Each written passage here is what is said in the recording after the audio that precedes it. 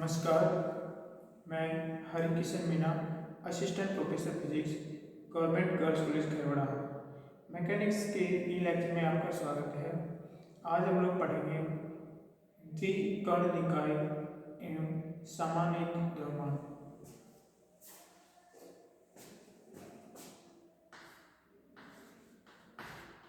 द्विकर्ण निकाय एवं समानीत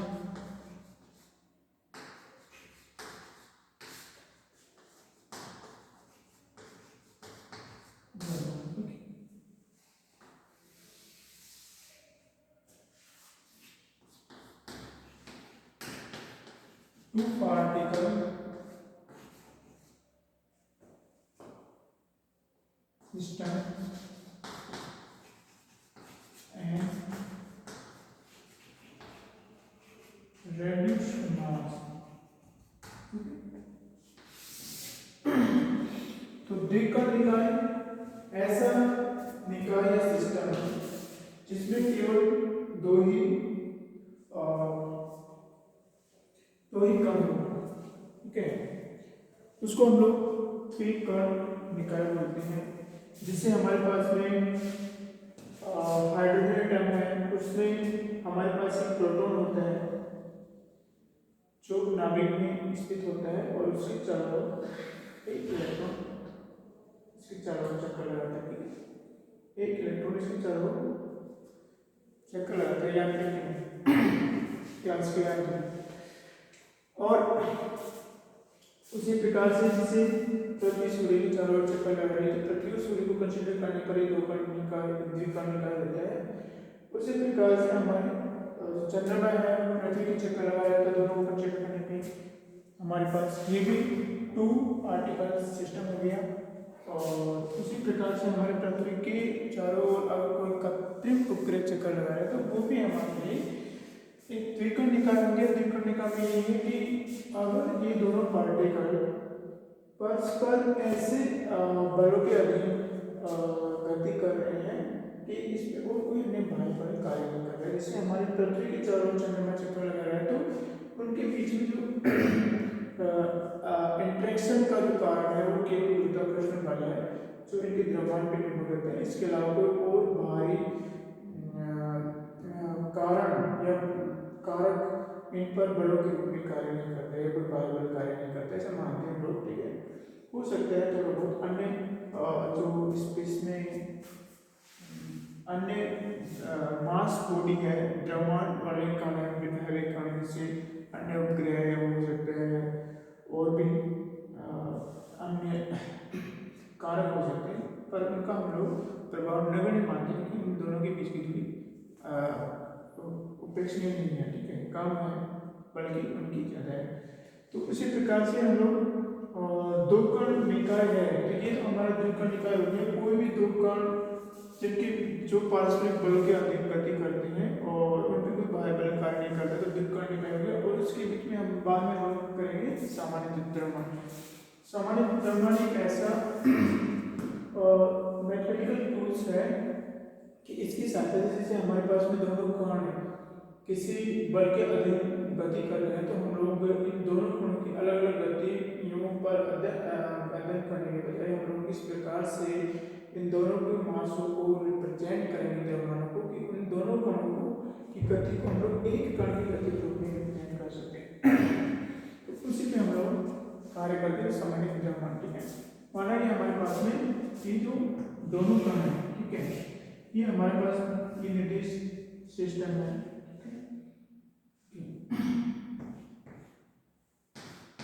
ये हमारे पास निर्देश तंत्र है और हमारे पास एक द्विकर्ण है। तो दोनों पार्टिकल उसका ये मूल बिंदु है, उससे के सापेक्ष स्थिति सदिश हमारा r2 है और इसका हमारा स्थिति सदिश है r1 है, ठीक है। ये हमारा m1 है, ये हमारा m2 है, ठीक है। और इन दोनों के बीच की दूरी है वो हमारी r1 2 जो डायरेक्शन है ये इधर से इधर की, ठीक है, r1 2 मीन्स 1 से 2 की ओर है। और R12 कितना है हमारा, R12 this is equal to R2 minus R1, ठीक है। ये एक जो ज्योमेट्रिकल लॉ है कि this plus this is equal to क्या होगा, शून्य होना चाहिए, ठीक है। तो हमारा देखो R1 प्लस R12, ठीक है, इन दोनों की direction this and this must be equal to R2, okay, this must be equal to R2 होना चाहिए। तो हमारा R12 कितना आ गया, R12 this is equal to R2 minus R1। तो R12 का मतलब हो गया कि 1 से M1 से M2 की ओर डायरेक्शन है। उसी प्रकार से M2 से M1 की ओर डायरेक्शन हम लोग जो लेंगे वो R21 होगी और 2 होगी भाई R1 माइनस R2, ठीक है। अगर हम लोग डायरेक्शन M2 से M1 की ओर लेंगे तो हमारी डायरेक्शन R2 आएगी, ओके। अब हम लोग क्या करते हैं कि दोनों कारण को हम लोग मानते हैं कि बीच में जो इंटरेक्शन का कारण है वो द्रव्यमान है, अर्थात गुरुत्वाकर्षण बल है। तो M1 द्वारा M2 पर जो बल लगाया जाता है, M1 द्वारा M2 पर जो बल लगाया जाता है उसको हम लोग F2 से रिप्रेजेंट करते हैं, ठीक है। किससे, F2 से, या हम लोग उसको F21 से रिप्रेजेंट करेंगे, ठीक। तो दिस इक्वल टू उसका द्रव्यमान कितना है M2 और उसका पोजिशन वेक्टर कितना है R2। इस R2 को हम लोग अगर दो बार समय के सापेक्ष इसका अवकलन कर देंगे तो ये हमारे पास में निकल के आता है, ठीक है। M2 equal to T2 R2 divide T square, okay. और F1 कितना होगा, F1 इसको हम लोग मानते हैं F12 this is equal to M1 time T2 R1, ठीक। तो हम जानते हैं कि इस कण द्वारा इस पर लगाया गया जो बल होता है उसकी डायरेक्शन क्या होगी, इससे इसकी ओर होगी, ठीक है। ये तो पोजीशन वेक्टर के रूप में दे रखा है। और इस कण द्वारा इस पे लगाया गया बल वैसे हमारे पास है, इसको थोड़ा बड़ा कर देते हैं, ये हमारा M2 है, ये M1 है, ठीक। तो द्रव्यमान M1 द्वारा M2 पे जो बल लगाया जाएगा वो क्या करेगा, ये M1 M2 को अपनी ओर आकर्षित करेगा, ठीक है। This is F2, okay. और M2 द्वारा M1 पर जो बल लगेगा वो हमारा होगा F1 इस साइड होगा। तो जो हमारा F2 F1 है उनकी डायरेक्शन क्या होती है, अपोजिट होती है। और दोनों क्योंकि हम लोग हमारा जो गुरुत्वाकर्षण बल का जो फॉर्मूला होता है वो F equal to just G(m1 m2) divide R, ठीक है, स्क्वायर, ओके, विदाउट बिना वेक्टर के, ठीक है। फिर मैग्नीट्यूड ऑफ दिस फोर्स, तो ये G(m1 m2) और R, तो इसके द्वारा इस पे जो बल लगाया जाएगा उसकी डायरेक्शन ये होगी और फोर्स हमारा F2 होगा। तो ये किसके बराबर है, this is equal to magnitude of F2, ठीक है। और इस द्वारा इस पे बल लगाया जाएगा वो F1 होगा, तो जो दोनों का मैग्नीट्यूड है वो तो बराबर होता है लेकिन डायरेक्शन अपोजिट होती है। तो हम लोग लिख सकते हैं कि हमारा जो F2 है या F21 है, ठीक है, F21 this is equal to minus F1, दोनों के अपोजिट डायरेक्शन। अब हम लोग क्या करेंगे, अब हम लोग आगे प्रोसेस करते हैं कि किस प्रकार से हमारा सामान्य द्रव्यमान आता है, ठीक है। हम लोग यहाँ से लेते देखो R2 equal to this R1 plus R12, okay.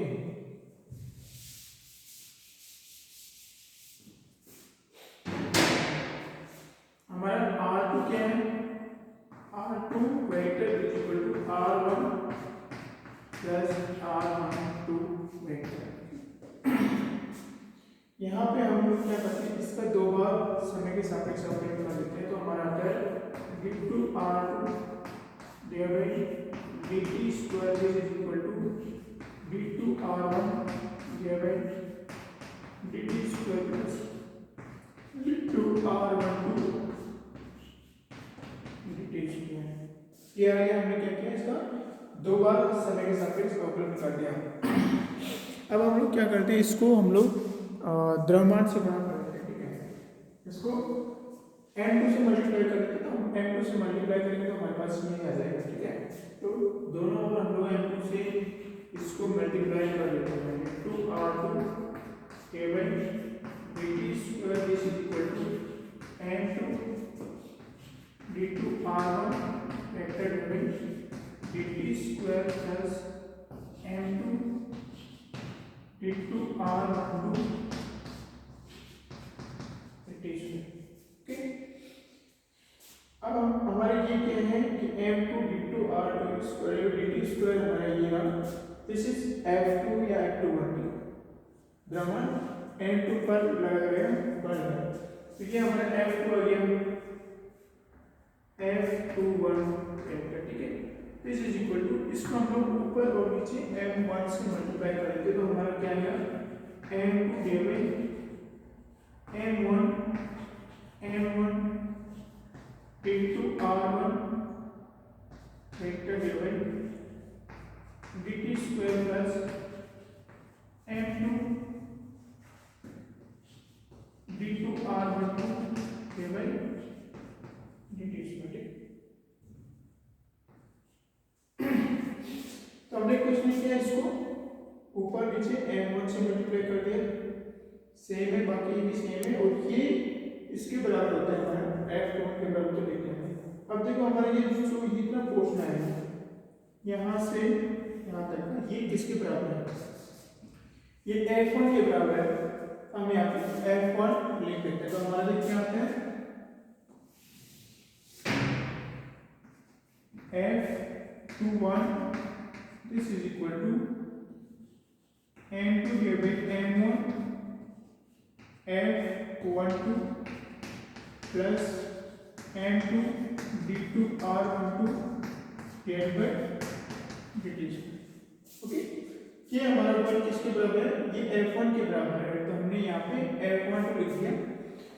अब देखो ये जो f12 है और f2 का इसमें क्या संबंध है, ये दोनों परिमाण में बराबर होते हैं लेकिन डायरेक्शन में अपोजिट होते हैं, तो ये जो हमारा f12 है ये f21 के नेगेटिव के बराबर होता है। तो यहाँ पे हम लोग नेगेटिव रख देते हैं, हम लोग f21, ठीक है। f21 equal to m2 divide m1 और दिस नेगेटिव में minus f21 plus m2 d2r12 divide dt square, ठीक। ये f21 है, ये f21 है, तो दोनों हम लोग एक साइड ले लिखेंगे, तो ये क्या आ जाएगा हमारा, देखो f21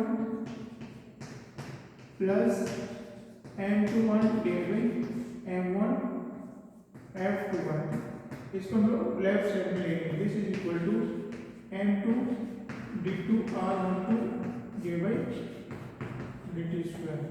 यहाँ से हमने f21 कॉमन ले लिया, तो हमारा क्या बचेगा 1 plus m2 divide m1 f21, this is equal to m2 d2r12 divide dt square. यहाँ से हमारा ये आएगा m1 plus m2 divide m1 f21, this is equal to m2 dt square d2r12 divide dt square. इसको हम लोग इधर transfer कर देते हैं राइट हैंड साइड में, तो ये हमारा रहेगा f1 कितना रहेगा f21 is equal to m1 m2 divide m1 plus m2 d2r12 केवल dt। तो जो हमारा f21 था वो ये क्या था m2 d2r2 केवल, ठीक है। अर्थात यहाँ पे हमारा जो f2 था उसमें जो डिपेंडेंसी थी यहाँ पे हमारा पॉजिटिव वेक्टर r2 के बारे में कंसीडर करेगा, ठीक है। लेकिन यहाँ पे हमारा ये जो F2 है उसको याद करने के लिए हमको R12 की जरूरत पड़ेगी। R12 अर्थात हम लोग जो दोनों कण है उनके बीच में जो इंट्रैक्शन के कारण जो फोर्स लग रहा है उसको हम लोग केवल एक फोर्स के द्वारा रिप्रेजेंट कर सकते हैं, और उनके बीच में जो पोजिशन वेक्टर जो डिफरेंस है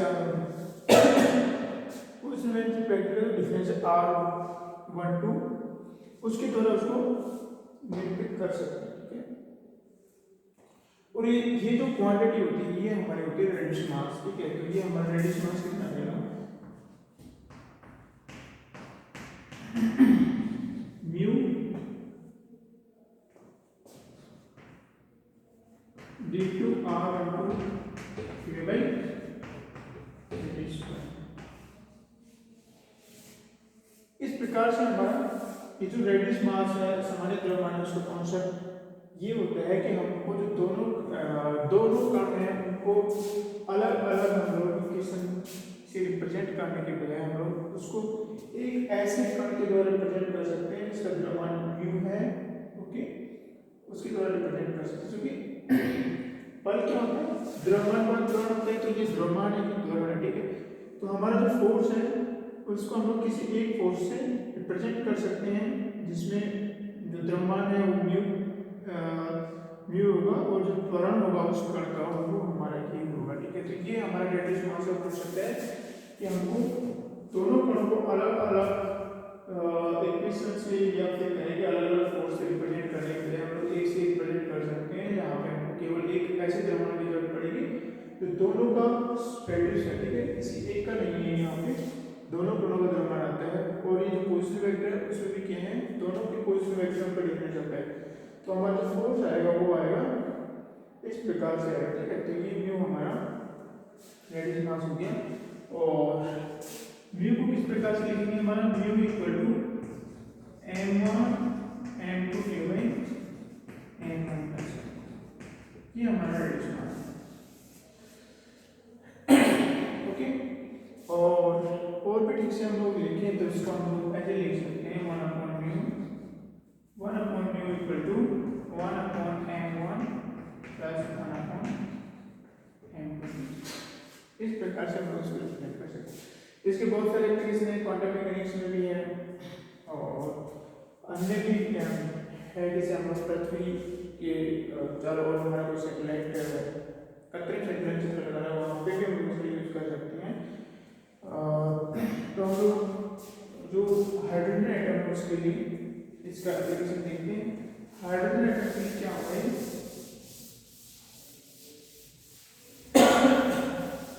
हम लोग सामान्य द्रव्यमान निकालते हैं। तो हाइड्रोजन एटम के लिए सामान्य द्रव्यमान होगा हमारा this mu equal to m1 m2 divide m1 plus m2। ठीक है, और जैसे हमारा m1 क्या है, m1 हमारे से इलेक्ट्रॉन का द्रव्यमान है। ठीक है, मास ऑफ इलेक्ट्रॉन, और m2 क्या है हमारा मास ऑफ प्रोटॉन। ठीक है, हाइड्रोजन एटम का जो प्रोटॉन है हमारा उसका द्रव्यमान, तो हमारा m1 डिवाइड बाय m2 कितना होता है हमारा m1 डिवाइड बाय m2 1/1836 है। अर्थात इसका द्रव्यमान इसके द्रव्यमान का 1836 में ज्यादा होता है। ठीक है, तो हमारे देखो यहाँ से देखो म्यू इक्वल टू यहाँ से हम लोग क्या करते हैं m1 कॉमन लेते हैं ऊपर से और नीचे से, तो ये हमारा बचता है ऊपर तो m2 बचता है कॉमन लेने के पश्चात, और नीचे बचेगा हमारा 1 प्लस m1 m2 कॉमन लेते हैं। ठीक है, क्या कॉमन लेते हैं m2 कॉमन ले लेते हैं, तो हमारा क्या बचेगा m1 यहाँ पे 1 प्लस m1 डिवाइड बाय ऊपर नीचे हमने m1 m2 कॉमन ले लिया। ठीक है, m2 यहाँ पे कॉमन ले लेते हैं तो m2 है, और यहाँ से m2 कॉमन ले लेते हैं यहाँ पे एक बच जाएगा, यहाँ पे m1 और m2 बच जाएगा। ठीक है, तो ये कैंसिल हो जाता है m1 m2 m2। और अब देखो चूंकि हाइड्रोजन एटम के लिए है तो यहाँ पे m1 डिवाइड बाय m2 कितना 1836 से 1/1836, तो m1 डिवाइड 1 प्लस 1 डिवाइड 1836। अब 1836 एक से बहुत ज़्यादा है, तो ये हम लोग नगण्य मान सकते हैं, और नगण्य मानते ही यहाँ पे हमारा एक हाइड्रोजन एटम है उसमें हमारा जो रेडियस मास है वो किसके बराबर आता है, लगभग इलेक्ट्रॉन के द्रव्यमान के बराबर। इससे हम लोग कह सकते हैं कि हमारे अगर टू पार्टिकल सिस्टम है, एक उसमें एक कण बहुत ज़्यादा हैवी है, तो हमारे दूसरे कण के सापेक्ष तो दोनों के जो रेडियस मास आता है वो हमारा जो लाइटेस्ट एटम है, जो सबसे हल्का कण है, उसके द्रव्यमान के बराबर आता है। ठीक है, और इसके अलावा हम लोग एक और एग्जांपल देखते हैं पोस्टोनियम का। ये तो हाइड्रोजन एटम है, ठीक है, हाइड्रोजन H एटम के लिए था, ये तो H एटम के लिए था। H एटम के लिए जो रेडियस मास आएगा वो इलेक्ट्रॉन के द्रव्यमान के बराबर आएगा। ठीक है, m1 कितना है, m1 हमारा मास ऑफ एटम। अब हम लोग पोस्टोनियम के लिए देखते हैं। ठीक है,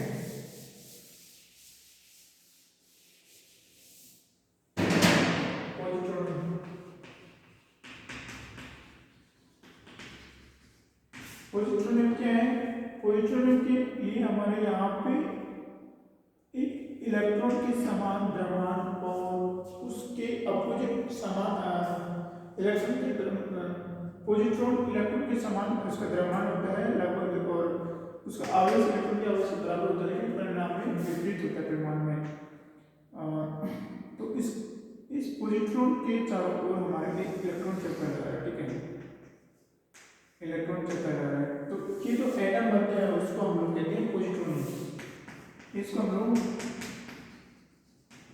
पोजिट्रोनियम कहते हैं। ठीक है, तो पोजिट्रोनियम में प्रोटॉन की जगह हमारा क्या होता है, पोजिट्रॉन होता है। पोजिट्रॉन क्या होता है, पोजिट्रॉन एक ऐसा कण है जिसका द्रव्यमान इलेक्ट्रॉन के द्रव्यमान के बराबर है, और उसका आवेश इलेक्ट्रॉन के आवेश के बराबर होता है परिमाण तो उसका, लेकिन उसका उसकी जो पोलराइजेशन है उसका विपरीत होता है। ठीक है, यहाँ पे नेगेटिव है, यहाँ पे पॉजिटिव होता है। तो इसके बारे में हम लोग रेडियस मास देखते हैं, क्योंकि पोजिट्रॉन का द्रव्यमान इलेक्ट्रॉन के द्रव्यमान के बराबर होता है। तो रेडियस मास का मतलब है mu equal to m1 m2 m1 plus m2 होता है। ओके, तो मास ऑफ पोजिट्रॉन कितना है, mass of positron m1 equal to mass of electron और m2 equal to mass of positron. ठीक है, लेकिन इसका द्रव्यमान और उसका द्रव्यमान बराबर होता है लगभग m1 equal to m2। Okay, तो यहाँ पे हम m1 m2 रखते हैं, तो म्यू कितना था हमारा m1 divide by m1 this is equal to m1 square divide by 2 times of m1, this is equal to m1 divide by 2। तो हमारा जो रेडियस मास आएगा वो आएगा हमारा m1 डिवाइड बाई 2। ठीक है, तो हमारा जो पोजिट्रोनियम है उसका जो रेडियस मास आता है वो क्या आता है, किसी भी एक कण के द्रव्यमान का आधा आता है। तो हमने अभी दो एग्जांपल देखे हैं सामान्य द्रव्यमान के। पहला हमने हाइड्रोजन एटम देखा है, हाइड्रोजन एटम में हमारा क्या होता है, जो सामान्य द्रव्यमान होता है वो इलेक्ट्रॉन के द्रव्यमान के बराबर होता है। और पोजिट्रोनियम में क्या होता है, पोजिट्रॉन या इलेक्ट्रॉन किसी भी एक कण के द्रव्यमान का आधा होता है। यहाँ पे पोजिट्रॉन में हमारे क्या है, दोनों कणों का द्रव्यमान, पोजिट्रोनियम में हमारे दोनों कणों का द्रव्यमान लगभग बराबर है, इसलिए यहाँ पे हाफ ऑफ एनी पार्टिकल्स मास के बराबर रेडियस मास होते हैं। तो हम कह सकते हैं कि जो सामान्य द्रव्यमान है उसमें अगर द्विकण निकाल में दोनों कणों का द्रव्यमान लगभग समान है, तो जो सामान्य द्रव्यमान आएगा और रेडियस मास आएगा वो किसी भी एक कण के द्रव्यमान का आधा आता है। और कोई एक कण बहुत हैवी है, बहुत ज़्यादा हैवी है, तो उस स्थिति में हमारा जो सामान्य द्रव्यमान आएगा वो हमारे हल्के कण के बराबर आएगा। ठीक है, तो ये हमारा द्विकण निकाय और सामान्य द्रव्यमान का ये लेक्चर है। हम तो कहते हैं देखने के लिए बहुत बहुत